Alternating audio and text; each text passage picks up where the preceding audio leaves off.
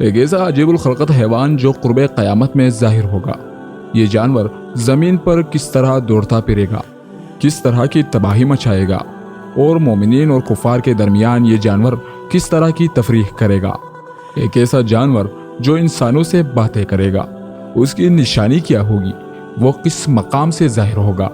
وہ عجیب الخلقت حیوان جسے قرآن مجید فرقان حمید میں دابۃ الارض کہا گیا ہے، کس وجہ سے دنیا میں بھیجا جائے گا۔ اور قرآن مجید فرقان حمید میں اللہ تبارک و تعالیٰ نے اس جانور دابۃ الارض کے بارے میں کیا ارشاد فرمایا ہے، اور حضور نبی کریم صلی اللہ علیہ وسلم نے دابۃ الارض کے بارے میں کیا ارشاد فرمایا۔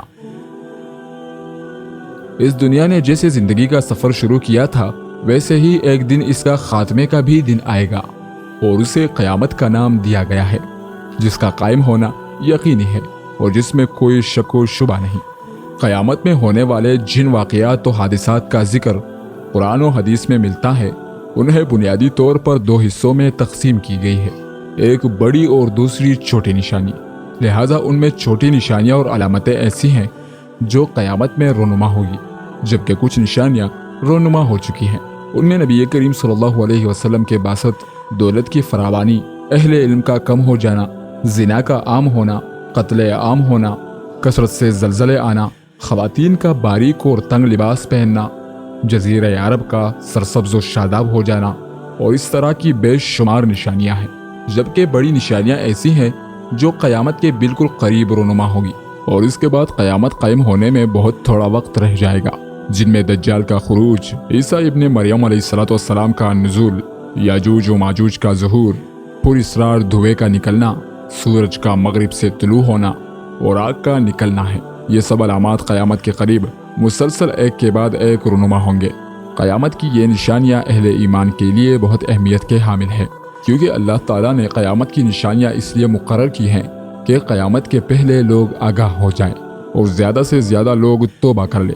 قیامت کی ان بڑی نشانیوں میں سے ایک بڑی نشانی دابۃ الارض نامی ایک مخلوق کا زمین سے نکلنا ہے۔ اس جانور کا ذکر اللہ تعالیٰ نے قرآن مجید میں کچھ یوں کیا ہے، اور جب ان پر وعدہ پورا ہوگا تو ہم ان کے لیے زمین سے ایک جانور نکالیں گے جو ان سے باتیں کرے گا کہ لوگ ہماری آیتوں پر یقین نہیں لاتے۔ دراصل لفظ دابا کی معنی چلتا پھرتا اور جیتا جاگتا ہے، اور ارض زمین کو کہتے ہیں، یعنی یہ ایک ایسا حیوان ہوگا جو زمین پر تیز رفتاری سے یا دوڑ کر چلنے والا ہوگا۔ عام طور پر جانور انڈے یا بچے کی شکل میں وجود میں آتے ہیں، لہٰذا یہ قیامت کی ایک نشانی ہوگی کہ یہ عجیب و غریب جانور زمین سے نکلے گا، نہ کہ کسی جانور کے پیٹ سے۔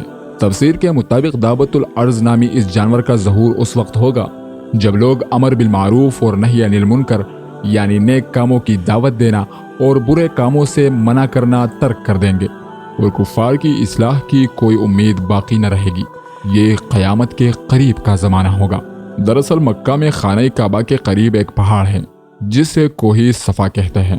یہ وہی پہاڑ ہے جس کے درمیان حج اور عمرہ کے موقع پر حاجی صاحبان چکر لگاتے ہیں اور سعی مکمل کرتے ہیں۔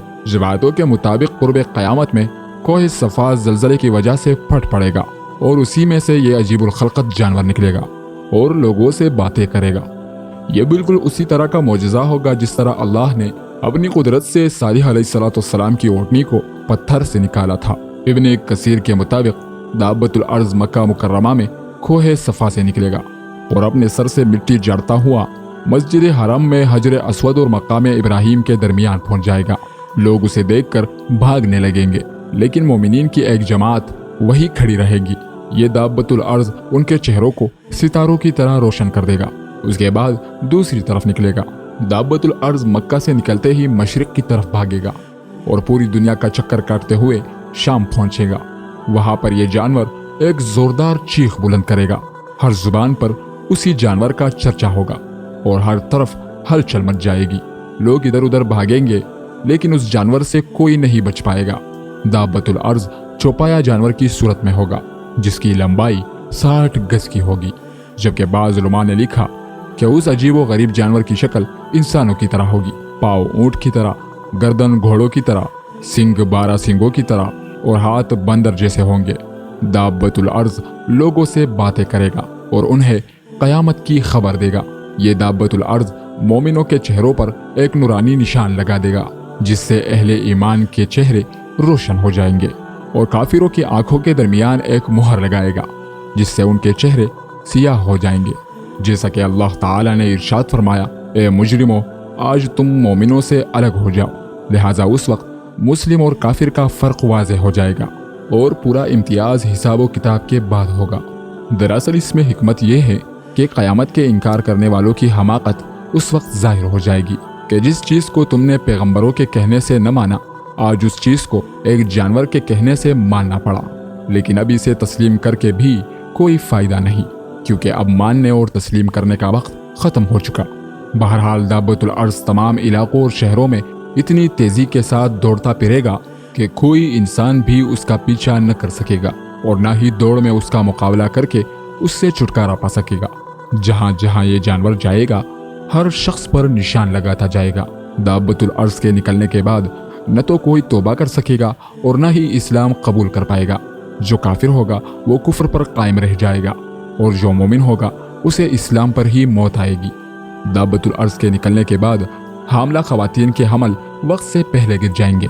मीठा पानी कड़वा हो जाएगा, दोस्त दुश्मन बन जाएंगे, हिकमत खत्म हो जाएंगी। इंसान की वो तमन्नाएं होगी जो कभी पूरी न होंगी, और उन चीज़ों की कोशिशें होगी जो कभी हासिल न होगी।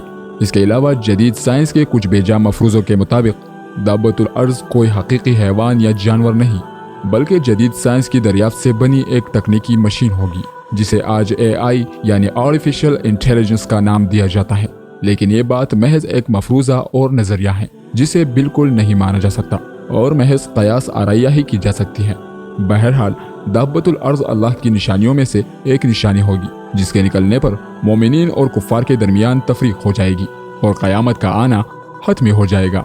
मुअज़्ज़ज़ दोस्तों, अगर आपको हमारी ये वीडियो पसंद आई तो इस वीडियो को लाइक और शेयर कीजिएगा, और हमारे और अपने चैनल दास्तान कुरान को ज़रूर सब्सक्राइब कीजिएगा।